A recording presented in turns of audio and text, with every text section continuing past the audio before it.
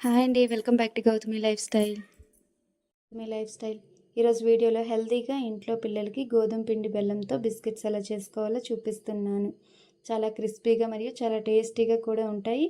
చాలా ఈజీగా కూడా చేసుకోవచ్చు. ముందుగా ఒక మిక్సీ జార్లోకి 2 కప్పులు గోధుమ పిండిని తీసుకోండి. అదే కప్పుతో 1 కప్పు తురిమిన బెల్లం వేసుకోవాలి. అలాగే ఇందులో 6-7 బాదం పప్పులు, 7 జీడిపప్పులు, ఫ్లేవర్ కోసం 2 ఇలాచీ కూడా వేసుకోండి.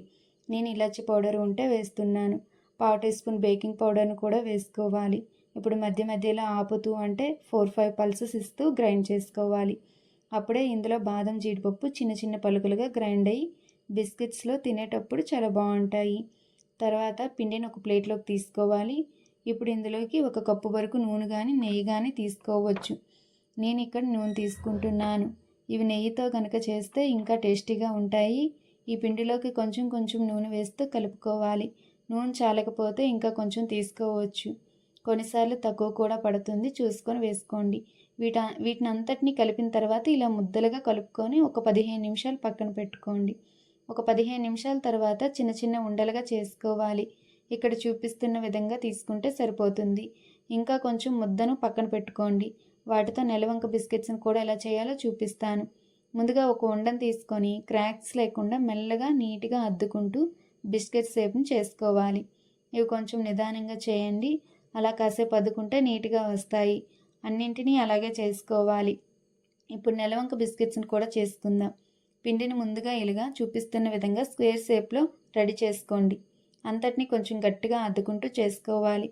అప్పుడే బాగా వస్తాయి. తర్వాత ఒక అంచులేని గ్లాస్ని తీసుకొని ఇక్కడ చూపిస్తున్న విధంగా బిస్కెట్స్ని కట్ చేసుకోండి. వీటిని మెల్లగా తీసుకొని పక్కన పెట్టుకోండి. గోధుమ పిండితో కనుక ఇలానే వస్తాయి. లాస్ట్లో మిగిలిన ముద్దను తీసి రౌండ్ బిస్కెట్స్లో చేసుకోవచ్చు. తర్వాత ఒక ప్లేట్లో నూనె లేదా నెయ్యి కానీ రాసి పిండిని డస్ట్ చేసుకోవాలి. ఈ ప్లేట్లోకి ముందుగా వేసుకున్న బిస్కెట్స్ ముద్దను తీసుకోవాలి. వీటిని బేక్ చేసుకోవడానికి ఒక వెడల్పాటి పాత్రను 10 నిమిషాలు ముందుగానే ఫ్రీ హీట్ చేసుకున్నాను. కింద స్టాండ్ కానీ లేదా ఇలా ఒక కప్పును కానీ పెట్టుకోండి.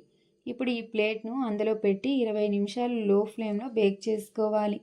అలాగే ఇక్కడ నేను ఇడ్లీ పాత్రలో కూడా చేస్తున్నాను. ఇడ్లీ పాత్రలో అడుగున సాల్ట్ వేసి ఫ్రీ హీట్ చేసుకున్నాను. మిగతా వాటిని ఇడ్లీ ప్లేట్స్లో పెడుతున్నాను.